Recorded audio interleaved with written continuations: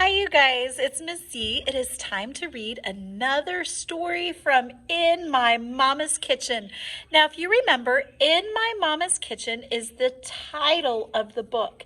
It's important that we learn the title of books because if we were to go to the library and want to check out a book that we had heard before or we really liked, we would have to be able to tell them the title, okay? This is the author of the book, and that is the person who wrote the story, okay? What's special about In My Mama's Kitchen? It's a picture book, but each story in it is like a mini chapter, okay? It kind of tells different aspects of this little girl's family. And most of the stories center around a kitchen. But today, a relative comes to visit, and she's going to tell us about her special relative. Now, a relative is a part of our family. A relative is like an aunt, an uncle, a mom, a cousin, a dad, okay? A relative is different from a friend. It's related to us through some kind of blood relation, okay? Now, we may have people in our life that we just love and we call them Aunt Susie.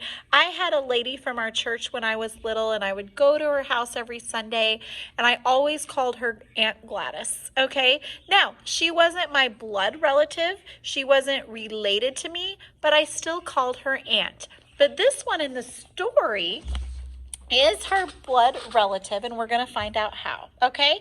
So this story is called Great Aunt Caroline, okay? So this is Great Aunt Caroline right here, okay? So here we go. I'm going to go ahead and read you the story. When Great Aunt Caroline came to spend her 95th birthday with us, Daddy was so glad, but I wasn't.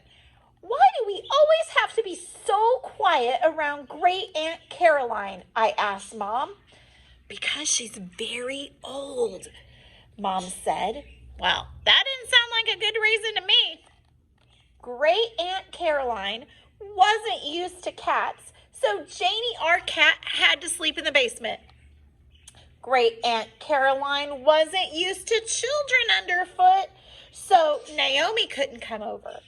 And Great Aunt Caroline always sat in my chair at the kitchen table, and she called it her chair. She was still sitting there while I cleaned the table one morning.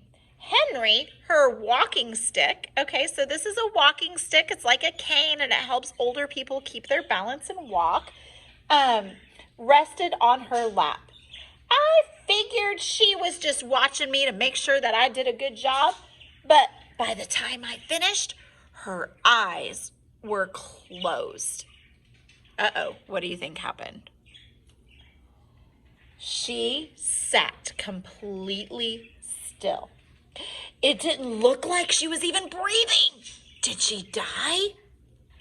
I held my breath as I leaned over to look at her face. Look what she's doing. She's leaning way over. Boom! She shouted, "Oh, gotcha. I made you look." So you know what? Great Aunt Caroline was pretending that she was dead. She was trying to scare her. Look at her. That's so funny. She was being funny. She wasn't being a grumpy old aunt. Later, when we went for a walk, she called me her walking out to the backyard friend, okay? Now, in the beginning of the story, it didn't look like she had a really good relationship with Aunt Caroline, did she? She was like mad because the cat had to sleep in the basement and that her friend couldn't come over and that her great aunt sat in her favorite chair. But look at now.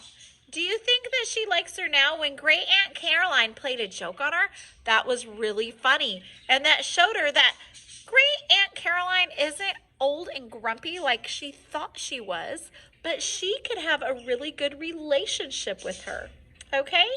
So we can have relationships with our relatives no matter what their age is and kind of do something special with them, okay? You guys have a great day and take the quiz after this video. Bye-bye.